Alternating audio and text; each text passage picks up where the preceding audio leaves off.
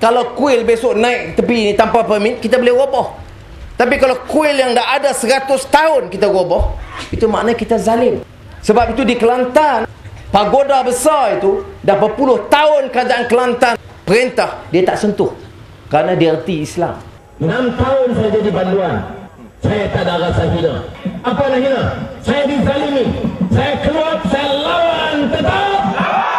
You lawan, dia sapu. You gaduh, dia angkat itu kontrak. You susah, dia lagi kaya. Kita kata minyak turun banyak, dia turun 15 sen. Ingat orang bertampuh, bodoh kan? Malaysia, rule of law. Ini law of the jungle, bukan rule of law. Bertanding di kawasan A, lusa polis siasat. 2 hari lepas itu, dia dakwa di mahkamah. Kemudian saya masuk dalam lokap 14 hari. Nak kempen macam mana? Ini politik malaun namanya.